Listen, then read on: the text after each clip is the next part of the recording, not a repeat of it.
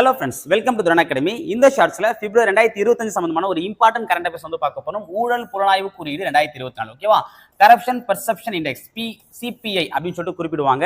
இந்த ஒரு இண்டெக்ஸ், இந்த ஒரு தரவரிசை குறியீட்டு பட்டியல வந்து பார்த்தீங்கன்னா ஒவ்வொரு வருஷமும் டிரான்ஸ்பரன்சி இன்டர்நேஷனல் அப்படின்னு ஒரு அமைப்பு தான் வந்து வெளியிடுறாங்க. ஊழல் மிகுந்த நாடுகள், ஊழல் குறைந்த நாடுகளை வந்து பார்த்தீங்கன்னா கிட்டத்தட்ட ஒரு 13 நார்ம்ஸ் அண்ட் கண்டிஷன் வந்து பேஸ் பண்ணி கிட்டத்தட்ட ஒரு 180 நாடுகளிலேயே நடத்தப்பட்ட ஆய்வு முடிவுகள் வந்து பார்த்தீங்கன்னா வெளியிட்டிருக்காங்க. இவங்க என்ன பண்றாங்க அப்படின்னா, அந்த ஊழல் அதிகமாக நடக்கக்கூடிய நாடுகளுக்கு வந்து பாயிண்ட்ஸ் கம்மியாகும், ஊழல் கம்மியாக நடக்கக்கூடிய நாள் வந்து பாயிண்ட்ஸ் அதிகமாகும். அந்த ஒவ்வொரு பாயிண்ட்ஸ் அடிப்படை தான் வந்து கொடுக்குறாங்க. அது எவ்வளோ பாயிண்ட்ஸ் அப்படின்னா 0 to 100 பாயிண்ட்ஸ். ஓகேவா? 0 to, அதாவது ரொம்ப ஒர்ஸ்ட்பா, ஊழல்லே வந்து பார்த்தீங்கன்னா இவங்க மலிந்து கிடப்பாங்க அப்படின்னா அவங்களுக்கு 0 பாயிண்ட்ஸ். ஓகே, நல்ல ஊழலே கிடையாது அப்படின்னா இந்தியன் தாத்தா, அங்கே 10 இந்தியன் தாத்தா இருக்காரு அப்படின்னா அங்கே என்ன பண்ணுறாங்க, 100 மார்க் வந்து கொடுக்குறாங்க. ஓகேவா? ஸோ அதன் அடிப்படையில் வந்து பார்த்தீங்கன்னா இங்கே வந்து தரவரிசை பட்டியல் வந்து பார்த்தீங்கன்னா 2024 வெளியிட்டிருக்காங்க. அதில் நம்ம இந்தியா வந்து பார்த்தீங்க அப்படின்னா 96வது இடத்துல இருக்கு. ஓகேவா?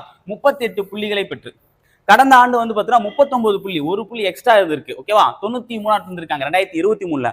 அதுக்கு முந்தின வருஷம் 40 பாயிண்ட்ஸ். அப்போ ஒவ்வொரு வருஷமும் ஒவ்வொரு பாயிண்ட்ஸ் வந்து பார்த்தீங்கன்னா இழந்துட்டே வராங்க நம்மளுடைய இந்தியா. ஓகேவா? சரி, ஓகே. 96வது இடத்துல நம்ம இந்தியா இருக்குன்னு பார்த்தீங்க அப்படின்னா ஃபர்ஸ்ட் இடத்துல யார் இருக்காங்க அப்படின்னு பார்க்கும்போது டென்மார்க்.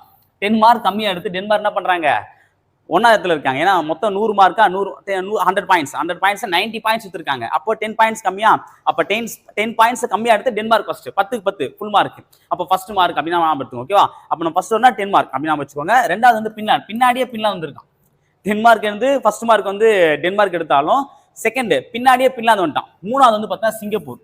பின்லாந்து வந்து 88 பாயிண்ட்ஸ், சிங்கப்பூர் வந்து 84 பாயிண்ட்ஸ். ஓகேவா? சரி, ஓகே சார். இந்தியா எத்தனாவது சொல்லிட்டீங்க, ஃபர்ஸ்ட் இடம் சொல்லிட்டீங்க. இப்ப நம்ம விஷயத்துக்காங்க யார் சார் கடைசியில் இருக்குன்னு கேட்டீங்க அப்படின்னா தெற்கு சூடான். தெற்கு சூடான் அப்படின்ற நாடு தான் வந்து பாத்தீங்கன்னா கடைசி இடத்தை பிடிச்சிருக்கு. கிட்டத்தட்ட 8 பாயிண்ட்ஸ் தான், வெறும் 8 பாயிண்ட்ஸ் தான் வந்து வாங்கியிருக்காங்க. ஓகே, 8 மனுஷ வாழ்வை பிரிச்சுக்கின்ற மாதிரி இப்போ வந்து 8 பாயிண்ட் எடுத்து யாரும் 8வது தூரத்துல கடைசி இடத்துல இருக்கு. யாரு? தெற்கு சூடான். ஓகே, ஞாபகம் வச்சுக்கோங்க. இந்த ஊழலுக்குண்டான காரணங்களா வந்து பார்த்தீங்கன்னா இந்த அமைப்பு சொல்லக்கூடிய விஷயம் என்னன்னு பார்த்தீங்க அப்படின்னா ஒரு 3 விஷயங்களை சொல்றாங்க. இந்த ஊழல் இந்த நாடுகள்லாம் அதிகமாக இருக்கிற காரணம் என்ன, கம்மியா இருக்கிற காரணமா வந்து மிக முக்கியமான 3 காரணம் என்னன்னு பார்க்கும்போது ஜனநாயகம் வீழ்ச்சியடைதல். ஓகே, ஒரு நாட்டில் வந்து பார்த்தீங்கன்னா மக்களாட்சி வந்து வீழ்ச்சி அடையக்கூடாது, மக்களால் ஆளக்கூடிய ஆட்சி தான் இருக்கணும். அந்த சர்வாதிகார ஆட்சின்னு சொல்லலாம், அது நடக்கக்கூடாதுன்னு சொல்றாங்க. அதே மாதிரி உறுதியற்ற தன்மை, கன்ஃபார்மா இப்போ நம்ம வந்து இந்த எக்ஸாம் எழுதினா நமக்கு கண்டிப்பா வேலை கிடைக்கும் அப்படின்னா அது கண்டிப்பா அங்கே ஊழல்னு அர்த்தம். அப்ப நம்ம எக்ஸாம் எழுதி நமக்கு வேலை கிடைக்கல அப்படின்னா அங்க ஏதோ ஒரு ஊழல் நடந்திருக்குன்னு அர்த்தம். அப்ப கன்ஃபர்மேஷன் கண்டிப்பா இருக்கணும். அடுத்த 3வது விஷயம் வந்து பார்த்தீங்கன்னா மனித உரிமை மீறல்.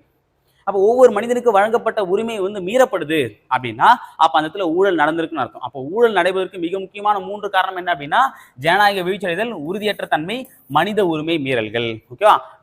இந்த ஷார்ட்ஸ் வந்து பாத்தீங்க அப்படின்னா ஒரு இண்டெக்ஸை பேஸ் பண்ணி வந்து பாத்தீங்கன்னா ஒரு கரண்ட் அஃபேர்ஸ் வந்து பார்த்தோம். அடுத்த ஷார்ட்ஸ் வந்து வேற ஒரு கரண்ட் அஃபேர்ஸ் சந்திக்கிறேன். தேங்க்யூ.